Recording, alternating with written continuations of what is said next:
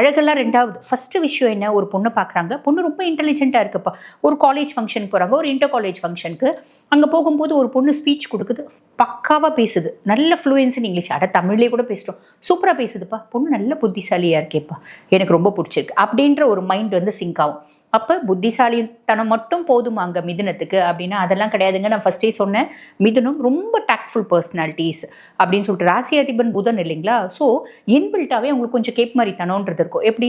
First விஷயம், பொண்ணு நல்ல டேலண்ட்டாக இருக்கணும், நல்ல புத்திசாலியாக இருக்கணும். ரெண்டாவது விஷயம், பொண்ணு நல்ல அழகாக இருக்கணும். மூணாவது விஷயம், பொண்ணுக்கு நல்ல குணங்கள் அப்படின்றது இருக்கணும். நாலாவது விஷயம், பொண்ணு நல்ல குடும்பத்து பொண்ணாக இருக்கணும். அஞ்சாவது விஷயம், பொண்ணு நமக்கு விட்டு கொடுத்து போகணும்.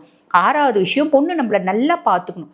ஏழாவது விஷயம், பொண்ணு கல்யாணத்துக்கு பின்னாடி குடும்பத்தை நல்லா பார்த்துக்கணும். எட்டாவது விஷயம், என்னை மட்டும் பார்த்துக்கூடாது, எங்கள் அம்மா அப்பா எல்லாரையும் நல்லா பார்த்துக்கணும்.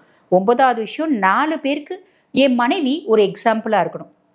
10வது விஷயம், நான் என்ன வந்து சம்பாதிக்கணும் அதை அழகாக சேர்த்து வைக்கணும். இப்படி அந்த 10ஓட நிற்கும் நீங்கள் நினைக்கிறீங்களா? நோ, அது வந்து பாருங்கள் 20, 30, 40, 100 வரைக்கும் போவோம். இதுதான் மிதுனம். புரியுதுங்களா? Always some sort of calculation இருந்துகிட்டே இருக்கும். உங்க கூட கூட்டி கழிச்சுப்பார் கணக்கு கரெக்டாக போகும் அப்படின்னு ஒரு படத்தில் நம்ம சொல்லியிருப்போம், பார்த்துருப்போம் பார்த்தீங்களா? அதே மாதிரி தான் மிதுனம். ஆல்வேஸ் கூட்டி கழிச்சு புத்தி சொல்கிற பேச்சை கேட்டுகிட்டே இருக்கும். சரி, இப்படிப்பட்டவங்க மனசு சொல்கிற பேச்சை கேட்க மாட்டாங்களா அப்படின்னா அப்படிலாம் கிடையாதுங்க. இந்த இவ்வளோ கால்குலேஷன் பண்ணுறது என்ன பண்ணும் அப்படின்னா, இந்த ஒரு வார்த்தை சொல்லுவாங்க பார்த்தீங்களா, பல்லி வந்து எல்லாம் பேசுமா, கழனி பானையில் உழுமா அப்படின்னு. அந்த மாதிரி இதுங்களும் கழனி பானையில் உழும். எப்படி கழனி பானையில் உழும்?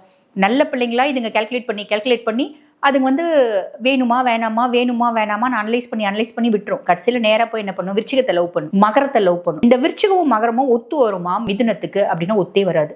ஒரு உரைக்குள்ள ஒரு கத்தி தான் இருக்க முடியும். 2 கத்தி எப்படி இருக்க முடியாது இல்லையா? அந்த மாதிரி தான் விருச்சிகம் வந்து பாருங்க, கொஞ்சம் ஆளுமையான பர்சனாலிட்டிஸ் இல்லைங்களா? செவ்வாய் ஆதிக்கம் பெற்ற பர்சனாலிட்டிஸ், ஆளுமையான பர்சனாலிட்டிஸ். மகரமும் ஒத்து வராது, விருச்சிகமும் ஒத்து வராது. மகரத்தினோட ராசி அதிபன் யாரு? சனி பகவான் இல்லையா? ஸோ என்ன ஆகும்? இவங்களை லவ் பண்ணுவாங்க. லவ் பண்ணால் என்ன ஆகும்? ஃபஸ்ட்டு லவ் பண்ணும்போதெல்லாம் நல்லா இருக்கும் அந்த பிள்ளைக்கிட்ட. அதாவது இப்போ வந்து இந்த ராசி கூட விட்டுங்க, இந்த மாதிரி ராசி பண்ணால் ஒத்து வராது, அது உண்மை. ஆனால் அதையும் மீறி அவங்கள வந்து திருமணம் பண்ணிட்டு வாழ்ந்துட்டு இருக்க மிதுனம் இருக்க தான் செய்கிறாங்க.